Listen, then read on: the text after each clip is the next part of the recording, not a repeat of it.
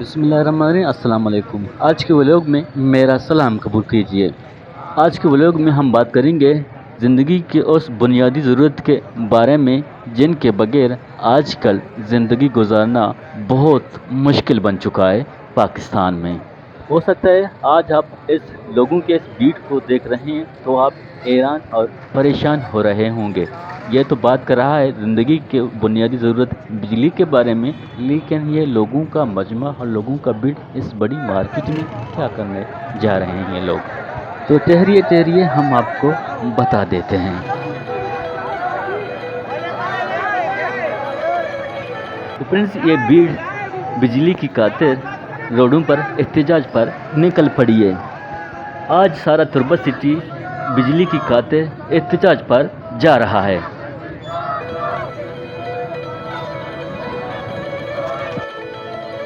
اگر آپ پہلی بار اس چینل پر آئے ہیں تو پلیز چینل کو سبسکرائب کریں۔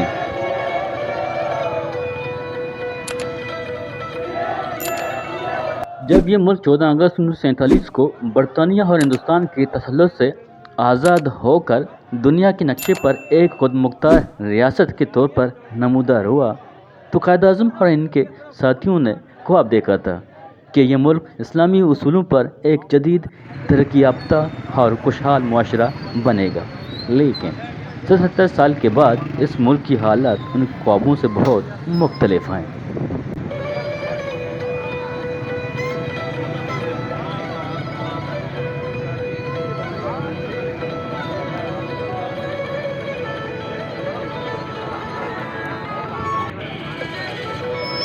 شاید یہ دنیا کا واحد ملک ہے جہاں کے عوام 77 سال کے بعد اب بھی زندگی کی بنیادی ضرورت بجلی کی خاطر دفتروں کے چکر اور احتجاج کرنے پر اب بھی مجبور ہیں۔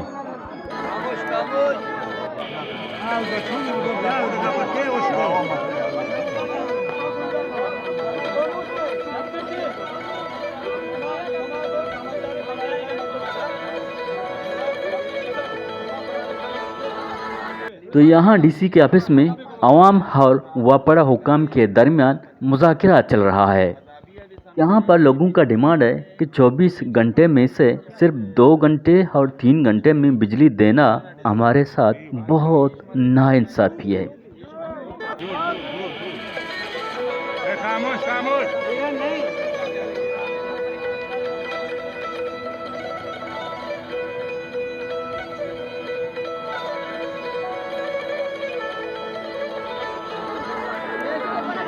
ناظرین، آپ کو پتہ ہونا چاہیے کہ یہ دنیا کا واحد ملک ہے جہاں کے عوام بجلی کے لیے ذلیل و خوار ہو چکے ہیں۔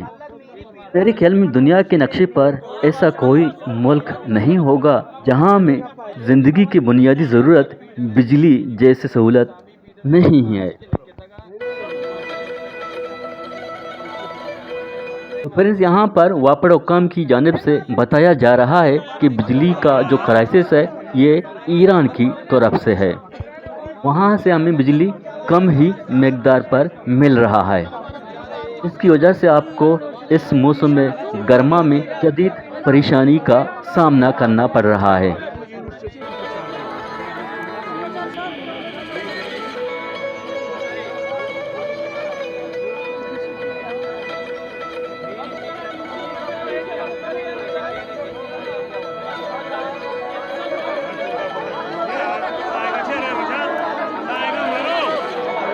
تو پھر آج کے ولاگ کو ہم یہیں پر ختم کرتے ہیں۔ ملتے ہیں نئے ولاگ میں نئے معلومات کے ساتھ۔ اپنے فیملی کا خیال رکھیں۔